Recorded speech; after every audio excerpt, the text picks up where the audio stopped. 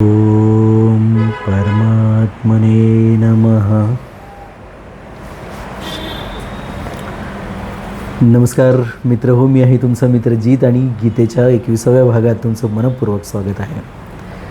खूप छान वाटायला लागलेलं आहे. अनेक लोकांची आपण संगत करत असतो. मी मागच्या एका श्लोकामध्ये वॉचबद्दल सांगितलं होतं. त्यामध्ये कंपनी आहे, सदुपयोग कंपनी म्हणजे कुठल्या कंपनीत राहावं. साक्षात भगवान श्रीकृष्णाच्या संगतीमध्ये, गीतेच्या संगतीमध्ये आपल्याला राहायला मिळतं आहे, असा सत्संग मिळतो आहे, तर आणखीन काय पाहिजे जगायला आपल्याला. इथे आणखीन एक सांगतो तुम्हाला छोटंसं. ओंकाराबद्दल मी कधीतरी सांगेन, कारण ओम परमात्मने नमः म्हणत असताना ओंकार काय आहे आणि परमात्मा नेमकं कोणाला म्हणतो आहे आपण. सुरुवातीला पण ह्या गोष्टी आपण बोललेलो आहे, परंतु ओंकाराची साधना करत असताना ह्या गोष्टी आपल्याला माहीत असणं आवश्यक आहे. ह्या गोष्टी आपण यातलं जो साधक संजीवनीतला जो ह्या ठिकाणी भाग आहे तो जास्त ध्यानपूर्वक पाहायचा असल्यामुळं ह्या इतर ज्या शास्त्रीय गोष्टी आहेत त्याच्याबद्दल मी वेगळ्या कुठल्या तरी व्हिडिओमध्ये तुमच्याशी बोलत राहीन. साधक संजीवनीच्या माध्यमातून आपल्याला मात्र हे पाहायचं आहे. अन्येच बहवः शूरामदर्थे त्यक्तजीविताः नानाशस्त्रप्रहरणाः सर्वे युद्धविशारदाः. पहा, याशिवाय पुष्कळ शूरवीर आहेत ज्यांनी माझ्यासाठी स्वतःच्या जगण्याच्या इच्छेचाही त्याग केला आहे आणि जे अनेक प्रकारचे अस्त्रशस्त्र चालवणारे आहेत, तसेच जे सर्वचे सर्व युद्धकलेत अत्यंत चतुर आहेत, युद्धविशारदाः म्हणून सांगतात. याचं भाषांतर बघ आपण वाचूया.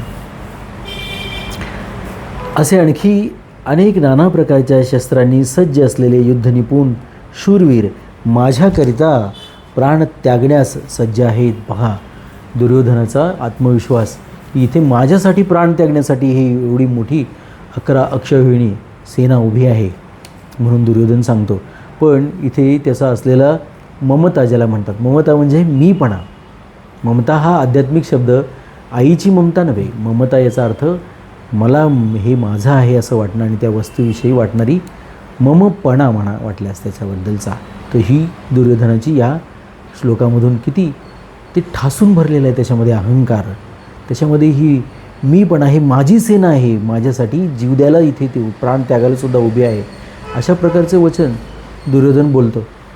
हे एका स्वार्थी माणसाला शक्य आहे.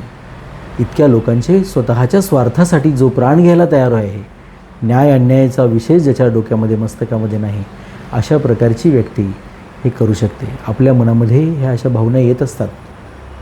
कोणत्या क्षणी आपल्या मनामध्ये दुर्योधन जागा झालेला आहे, स्वार्थ जागा झालेला आहे, हे आपल्याला समजतं. आपण असे एका विशिष्ट व्यक्तीसारखे असत नाही, हे लक्षात घेतलं पाहिजे. हे सगळंच रसायन आपल्यामध्ये भरलेलं आहे. पण कोणता भाव, कोणता गुण, कुठल्या हार्मोनच्या आपण आहारी जावं आणि सगळेच्या सगळे जे हार्मोन्स आहेत, गुण ज्याला म्हणतो आपण, सत्व रजतम, ते ताब्यात ठेवावेत, आपल्या नियंत्रणात ठेवावेत, सगळेच्या सगळे. तो क्या बात है. पुढे जाऊया. व्याख्या. अन्येच बहवः शूरा मदर्थे त्यक्तजीविताः. मी आतापर्यंत आपल्या सैन्यातील जितक्या शूरवीरांची नावे सांगितली आहेत त्यांच्या व्यतिरिक्त सुद्धा आमच्या सैन्यामध्ये बाल्हिक, शल्य, भगदत्त, जयद्रथ इत्यादी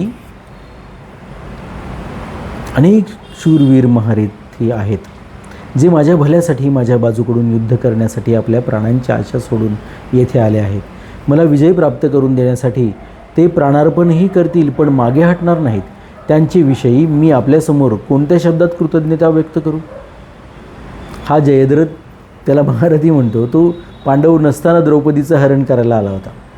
त्याला 5 शिखा सोडल्या, त्याचा अपमान करून पांडवांनी त्याला पाठवून दिलं आणि नंतर अर्जुनाने, आपल्याला माहिती आहे हा सूर्य, हा जयद्रथ, हा यांचा जावई आहे, दुश्शलेचा नवरा. नानाशस्त्र प्रहारणाः सर्वे युद्धविशारदाः. हे सर्व लोक हातांनी प्रहार करण्यासाठी त्यासारखी शस्त्रे, तलवार, गदा, त्रिशूल इत्यादी निरनिराळ्या प्रकारच्या शस्त्रकलेमध्ये प्रवीण आहेत आणि हाताने फेकून प्रहार करण्यासारखी शस्त्रे, बाण, तोमर, शक्ती इत्यादी अस्त्रकलेमध्येही निपुण आहेत. युद्ध कसे करावे, कोणत्या प्रकारे करावे, कोणत्या युक्त्या योजाव्यात, सेनेला कशा प्रकारे उभे करावे वगैरे एक प्रकारच्या कलेमध्ये ते अत्यंत प्रवीण व कुशल आहे. असे युद्धविशारद आपल्याकडे सगळे आहेत. म्हणून दुर्योधन सांगतो द्रोणाचार्यांना, तू चिंता करण्यासारखी काही गोष्ट नाही आहे. आणि तो सांगतो माझ्यासाठी हे जीव पण द्यायला तयार आहेत. एखादा गावगुंड असतो तो सांगतो अनेक लोक माझ्यासाठी मरतील, कोणी पण माझ्यासाठी काय पण करेल वगैरे. अशा प्रकारची ही भाषा आहे. अतिशय खालच्या दर्जाची भाषा आहे. एखाद्या सैनिकाला आपल्या देशाच्याबद्दल, आपल्या देशाच्या राष्ट्रगीताबद्दल, ध्वजाबद्दल सन्मान वाटत असतो, त्यासाठी तो प्राण द्यायला तयार होतो. धर्माचं रक्षण करण्यासाठी प्राण द्यायला तयार होतो. ही उदात्त भावना आहे. दुर्योधनाच्या सुख, विलास, उपभोग याच्यामध्ये आडव्या येणाऱ्या पांडवांचा विनाश करण्यासाठी, माझ्यासाठी हे सगळे शूर तयार आहेत म्हणतो प्राणत्याग करायला. ही कोणती भावना आहे? काय घेऊन गेला दुर्योधन इथून? ह्या युद्धाच्या भूमीतून दुर्योधन काय घेऊन गेला याचा आपण सर्वांनी शांतपणे विचार केला पाहिजे. शाश्वत आहे ते पांडवांनी निर्माण केलं ते, आणि ते सहस्त्र वर्ष टिकलेलं आहे सगळं, हे समजून घेतलं पाहिजे.